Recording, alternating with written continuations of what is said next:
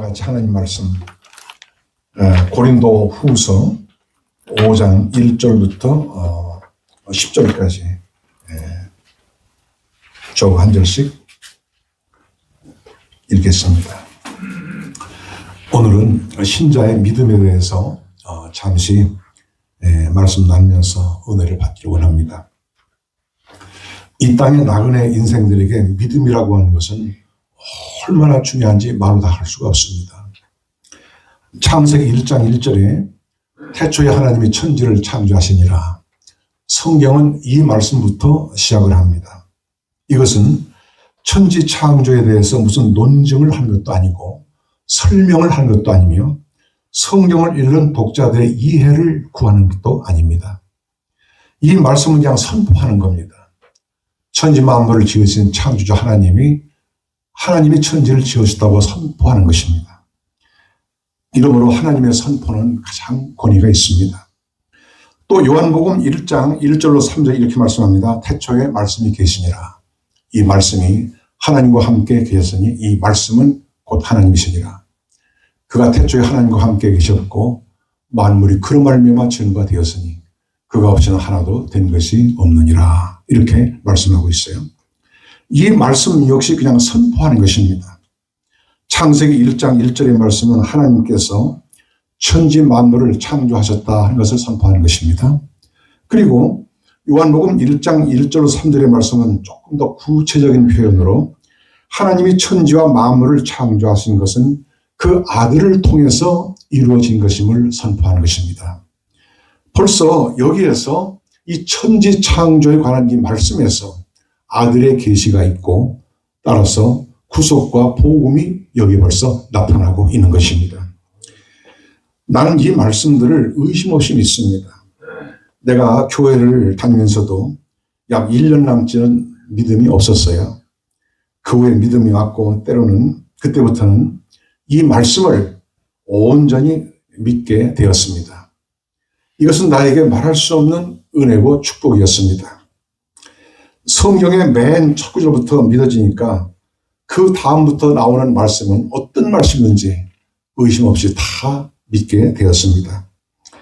이것은 내가 억지로 믿은 것이 아니고 호련히 그렇게 믿음이 왔습니다. 우리가 가만히 생각해 보면 이 믿음이라고 하는 것이 얼마나 좋은 것인지 몰라요. 유명한 천체 물리학자였던 영국 케임브리지 대학의 스티븐 호킹 박사 같은 이는 우주의 기원에 대해서 여러 이론들을 만들어냈습니다. 그 중에 하나가 소위 빅뱅 이론이라는 것이 있어요. 즉 아주 오래전에 이 우주가 대폭발을 일으켜서 여러 조각으로 산산조각이 났는데 그 조각이 지구도 되고 태양도 되고 달도 되고 그 조각이 또 수많은 별들이 됐다고 하는 것입니다. 그 좋은 머리로 천체 물리학에 관해서 그렇게 공부도 많이 하고 그 오랜 세월 연구하고 내놓은 학설이라고 하는 것이 바로 이 정도입니다. 스티븐 호킹은 유감스럽게도 무신론자입니다. 그는 2018년에 사망했는데요. 공공연하게 신은 없다 이렇게 주장한 사람입니다. 시편 14편 1절에 보면은 어리석은 자는 그 마음에 이르기를 하나님이 없다 하도다. 또 시편 2편 4절에 보면 하늘에 계신 자가 웃으시며 저희를 비웃으시리로다 이렇게 말씀하십니다. 그러니까 세상에 똑똑한 사람보단 단순하게 하나님을 믿는 사람이 훨씬 더 나은 것입니다.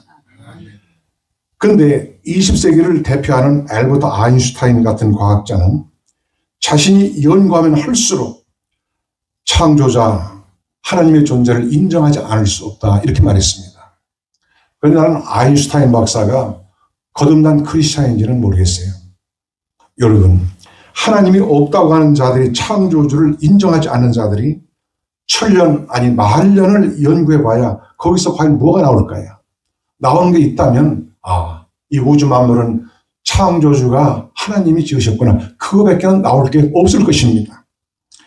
만유 인력의 법칙을 발견한 영국의 천재 아이작 뉴턴 경은 내가 아는 지식은 저 바닷가에 있는 수많은 돌들 가운데 하나의 작은 조약돌에 불과하다고 겸손하게 그렇게 말했습니다.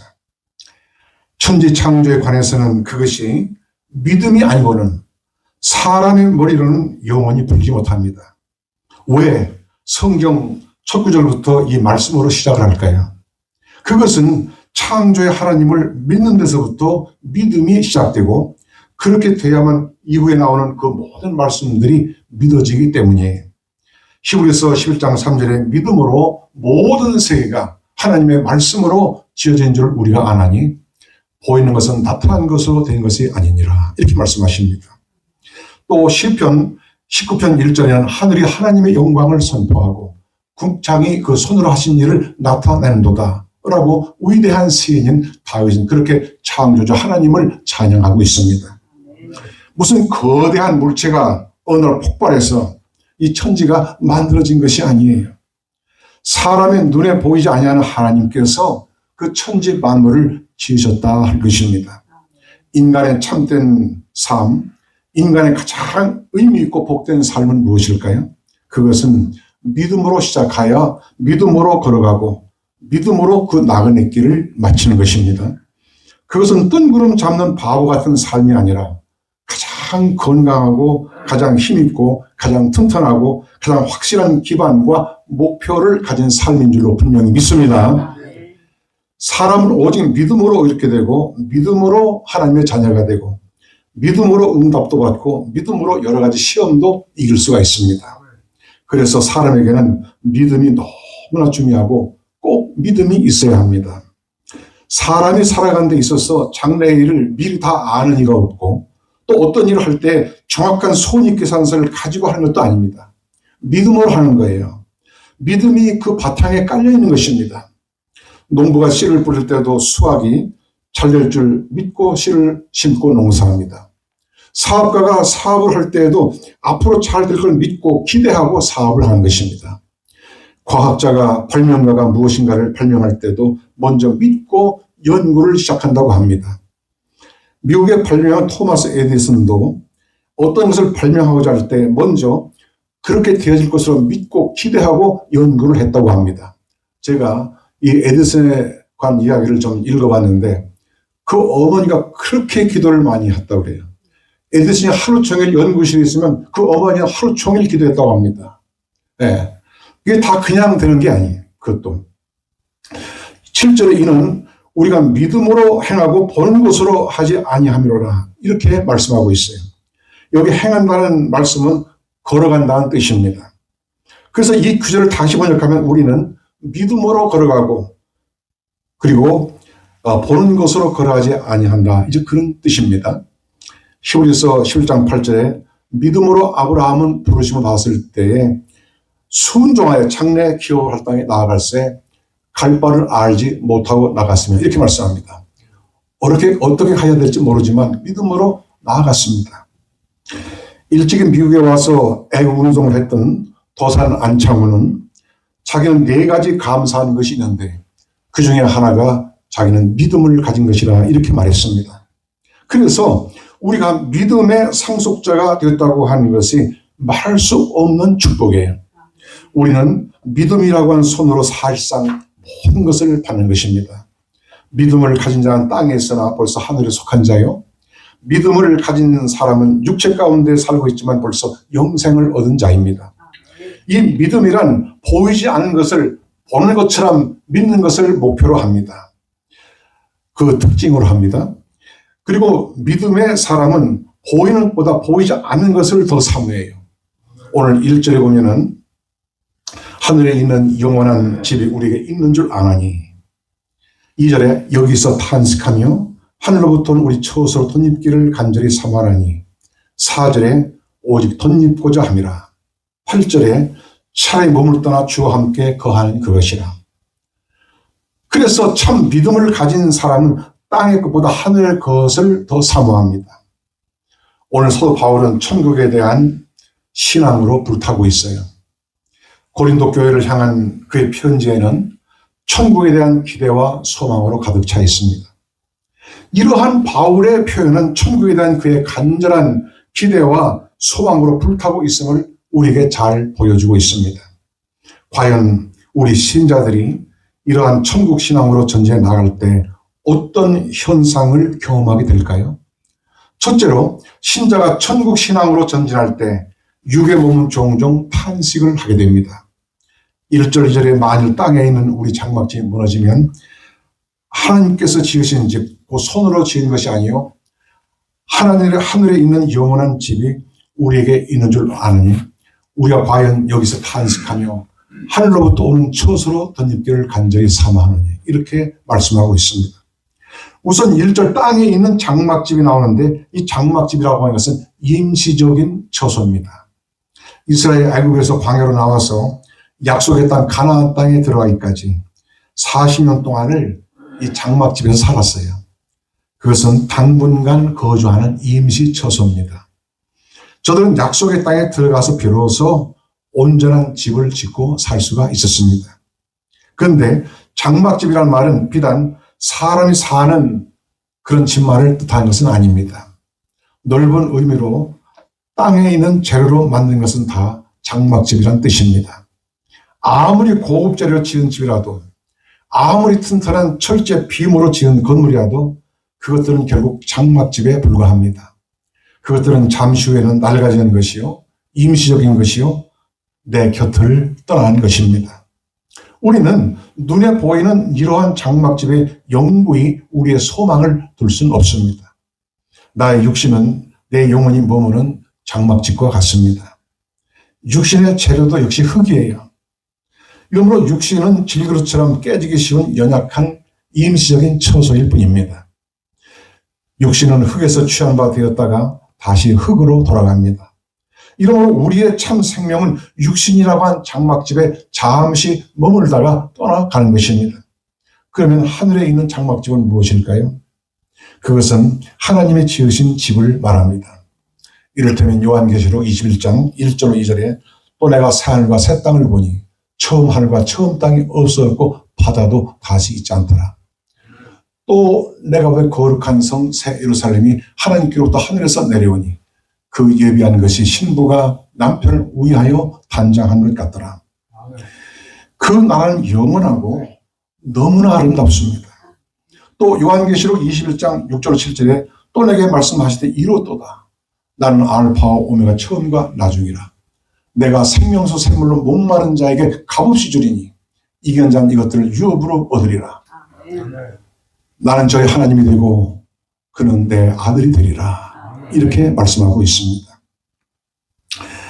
그 나라의 유업을 상속받는다고 하는 것은 얼마나 복된 일이고 얼마나 좋은 일입니까? 하나님이 친히 지으신 그 장막집은 결코 무너지지만 하나님이 지으신 장막집은 결코 무너지지 않습니다. 그 집에서 우리는 성삼의 하나님을 모시고 영생 복락을 누리게 될 것입니다. 이제 오늘 말씀에서 사도 바울은 이 땅에서 육신의 집을 가진 신자가 탄식하는 것은 신령한 몸으로 덧입기를 삼한 때문이라 이렇게 말씀합니다. 즉 사도는 현재 내 영혼이 거주하는 육신의 몸과 장차 내가 덧입게 될 신령한 몸을 비교하고 있습니다. 그 신령한 몸이야말로 비로소 완전하고 그리고 영원한 몸이에요. 일찍이 예수님은 십자가에 달려 돌아가시고 장사되었을 때 육신의 몸을 완전히 벗어버리고 3일 만에 신령한 몸으로 완전한 몸으로 영원한 몸으로 부활하셨습니다. 이 몸은 다시 무너지는 장막집이 아니에요. 다시 아프거나 후패하지 않습니다. 다시 주름이 생기거나 피곤하거나 노쇠하지 않습니다. 이 신령한 몸은 시간과 공간을 초월하는 절대 자유로운 몸입니다. 오늘 우리 모두는 부활의 첫 열매이신 우리 예수님과 같은 신령한 몸을 반드시 입게 될 것입니다. 우리가 몹시 아플 때, 괴로울 때 차라리 이 육신의 집을 떠나고 싶어 합니다. 그리고 다시 아프거나 고통스럽지 않은 새로운 몸을 입기를 원합니다.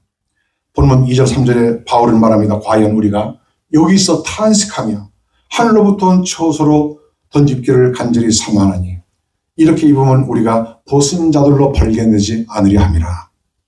우리가 고린도 후서를 쭉 읽어볼 때 그의 육체의 고난이 얼마나 컸던가를 짐작할 수가 있어요. 왜? 예수 그리스도의 복음의 증인으로 살다 보니까 많은 박해와 어려움을 겪었습니다. 그래서 바울의 그 고린도 후서는 그의 고난에 대한 자서전이라 할 수 있는데, 사실은 고린도 후서에 이 바울의 고난이 다 기록되어 있는 건 아니에요. 그냥 대강만 기록하고 있을 뿐입니다. 실상 천국 신앙을 가진 자는 땅에 있는 장막집에 머무는 동안 끊임없이 탄식합니다. 하늘과 땅 두 존재를 모를 때에는 깊은 탄식이 일어나지 않아요. 그러나 천국 신앙을 가진 자는 그 세계관이 완전히 달라집니다. 천국 신앙을 가진 자는 눈에 보이는 장막집과 눈에 보이지 않는 하늘에 있는 영원한 집 둘 다 알고 있습니다. 육신의 집과 신령한 집을 알고 있습니다. 그래서 하늘에 있는 집을 바라보고 사모하며 때로는 탄식하는 것입니다. 어떤 탄식을 느낍니까? 첫째, 덧입기를 원하는 탄식이에요. 2절에 하늘로부터 오는 우리 처소로 덧입기를 간절히 사모하노니, 새로운 장막집, 새로운 몸, 새로운 세계를 갈구하는 탄식입니다. 둘째, 영광의 몸을 덧입고 싶은 탄식입니다. 3절에 이렇게 입으면 벗은 자들로 발견되지 않으려 함이라. 이 육신의 낮은 몸을 벗고 하늘로부터 오는 영광의 몸을 덧입기를 원하는 것입니다. 셋째, 짐진 것 같이 탄식합니다. 4절에 우리가 짐진 것 같이 탄식하는 것은 벗고자 함이 아니요 오직 덧입고자 함이라. 무거운 짐을 지고 먼 길을 가는 사람은 그 짐을 어서 속히 벗어버리고 자유케 되고 싶은 탄식이 있습니다. 때때로 이 육신은 아주 불편하고 피곤하고 무거워요. 거추함스럽고 무거운 짐과 같습니다. 바울은 이 짐을 벗고 하늘로부터 오는 더 좋은 처소로 덧입기를 그렇게 원했습니다. 천국 신앙을 갖게 되면 우리 육의 몸은 이렇게 때때로 탄식을 하게 돼요. 오늘 우리는 어떻습니까? 이 탄식은 현실 세계를 부정하는 탄식이 아니에요. 오히려 이것은 더 좋은 영광스러운 세계를 알아서 그 세계를 바라는 믿음을 가진 자의 탄식인 줄로 믿으시기 바랍니다. 둘째로 천국 신앙은 이 세상에서 틀림없이 성령의 보증을 받습니다. 5절에 곧 이것을 우리에게 이루게 하시고 보증으로 성령을 우리에게 주신 이는 하나님이시니라. 이것을 우리에게 이루게 하시고 하는 말씀은 하늘로부터 오는 영광의 몸을 반드시 입게 하신다는 뜻입니다. 이 일을 성령님이 보증하세요. 과연 성령은 복되고 영광스러운 우리 기업의 보증이 되십니다. 성령도 하나님이세요. 성부, 성자, 성령. 성령 하나님이 보증하시기 때문에 확실한 것입니다. 어떤 사람이 보증하는 거 아니에요. 성령은 예수 그리스도를 믿는 자에게 주시는 하나님의 가장 큰 선물이십니다. 그가 우리 안에 계셔서 구원을 비롯한 모든 신령한 복을 보증하십니다.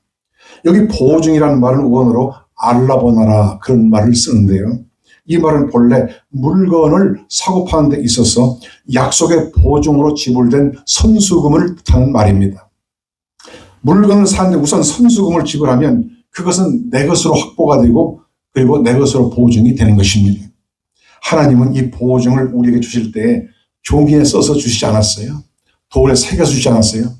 이 보증을 육비에 새기고 그리고 영원한 우리의 영혼에 우리 신비에 새겨서 주신 것입니다. 그래서 우리가 부주의해서 그걸 잊어버릴 염려 없습니다. 또 내 안에 있는 보증을 누가 빼앗아 갈 수도 없습니다. 성령은 우리 속에 임하셔서 거듭나게 하시고 우리가 하나님의 자녀임을 확신케 하시고 또 우리를 계속 거룩한 사람으로 변화시켜 가십니다. 이와 더불어 천국을 더 사모하는 마음을 간절히 우리 안에서 불러 일으키는 것입니다. 이렇게 성령으로 인해서 내가 받을 그 영광의 기업을 사모하며 때로는 그걸 빨리 누리기를 원하는 그 탄식과 그 갈급함이 은혜라 하는 말씀이에요. 성령은 우리 속에서 보증이 되셔서 낙심하거나 의심치 않게 하십니다. 오늘 또 우리의 천국을 향해 나아가는 그 믿음의 길에 있어서 성령이 보증하셔서 그 길을 더 견고케 하실 줄로 분명히 믿습니다. 셋째로 천국 신앙은 이 땅에서 믿음으로 행하고 보는 것으로 행하지 않게 합니다. 고린도후서 4장 18절에 보이는 것은 잠깐이요 보이지 않는 것은 영원함이니라. 오늘 본문 7절에 우리가 믿음으로 행하고 보는 것으로 하지 아니하미로라 이렇게 말씀하십니다. 보이는 것은 겉사람이요 보이는 것은 후패하는 것이요 보이는 것은 가치가 작은 것이요 보이는 것은 결국 없어질 것입니다. 보이지 않는 것은 속사람이요 썩지 않는 것이요 늘 새로운 것이요 크고 중한 것이요 영원한 것입니다. 이는 보이지 않는 영적 실존의 세계입니다. 그래서 천국과 영적 세계는 오직 믿음과 증거에 의해서만 알 수가 있어요. 히브리서 11장 1절 2절에 믿음은 바라는 것들이 실상이요 보지 못한 것의 증거니 선지들이 이로써 증거를 얻었느니라 이렇게 말씀합니다. 우리에게 믿음이 올 때 휘장이 열리듯 영의 세계가 열리기 시작합니다. 고린도서 2장 3절에 신령한 일은 신령한 것으로 분별함이니라 이렇게 말씀하고 있어요. 신령한 세계를 알려면 먼저 내가 믿음으로 영에 속한 자가 돼야 합니다. 그리고 영을 쫓아 계속 가야 돼요. 로마서 8장 13절 14절에 너희가 육신대로 살면 반드시 죽을 것이로되 영으로서 몸의 행실을 죽이며 살리니 무릇 하나님의 영으로 인도하는 받는 그들은 곧 하나님의 아들이라 이렇게 말씀하십니다. 이렇게 우리가 영을 따라서 계속 전진할 때 더 풍성한 영의 사람이 될 수가 있고 거룩에 이르게 될 것입니다. 그리고 에베소서 1장 18절 19절에 너희 마음 눈을 밝히사 그의 부르심의 소망이 무엇이며 성도 안에서 그 기업의 영광의 풍성이 무엇이며 그의 힘의 강력으로 역사하심을 따라 믿는 우리에게 베푸신 능력의 지극히 크심이 어떤 것을 너희로 알게 하시기를 구하노라 이렇게 말씀하십니다. 우리는 진실로 믿음에 부유한 자가 되고 신령한 은혜에 부유한 자가 되고 세상 나라가 아닌 하나님 나라에서 부유한 자가 되어야 합니다. 그래서 천국 신앙으로 전진하는 사람은 세상 것에 연연하지 않아요. 세상 것을 무시한다 그렇게 뜻하는 것은 아닙니다. 세상 형적은 다만 지나가는 것입니다. 이 세상 사람들은 천국 신앙을 가진 이들을 이상한 사람들로 봐요. 아니 이상할 뿐만 아니라 미련한 사람들처럼 그렇게 봅니다. 그러나 답답하고 미련한 자들은 우리 믿는 사람들이 아니라 저들 믿지 않는 사람들이에요. 고린도전서 1장 2절에는 아예 하나님께서 세상의 지혜를 미련케 하셨다 말씀했어요. 그 똑똑한 사람도 믿음의 세계에는 단 한 발짝도 들여놓을 수가 없습니다. 왜? 하나님께서 그 지혜를 미련하게 하셨기 때문에. 우리가 이 세상에 있는 동안 천국 신앙을 소유한 사람이 됐다고 하는 것은 말로 다 표현할 수 없는 큰 축복입니다.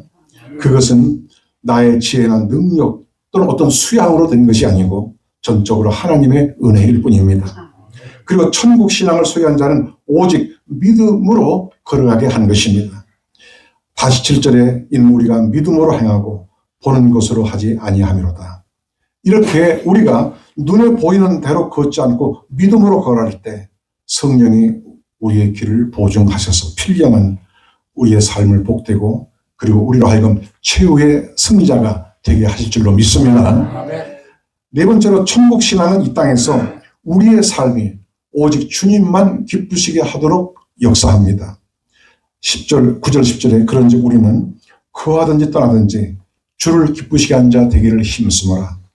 이는 우리가 다 반드시 그리스도의 심판대 앞에 드나 각각 선악간에 그 몸으로 한 것을 따라 받으려 함이라. 이렇게 말씀하고 있습니다. 이러므로 천국 신앙이 확고할수록 현세의 삶을 대충 살지 않고 가장 진지하고 충실하게 살도록 만들어요. 천국 신앙의 뜨거움과 그 큰 소망은 두려움을 이기고 그리고 세상을 적극적으로 힘있게 살 수 있는 동기와 동력을 부여해 줍니다.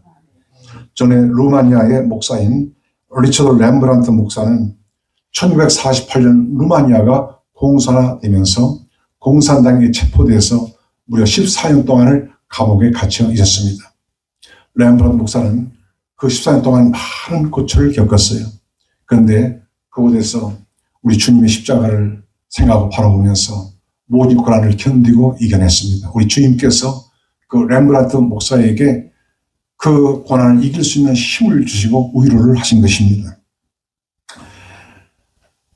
그런데 이 14년 동안에 마지막 3년 동안은 아예 지하 감옥으로 옮겨져 가지고 3년 동안 햇빛이 전혀 없는 거기서 살았어요.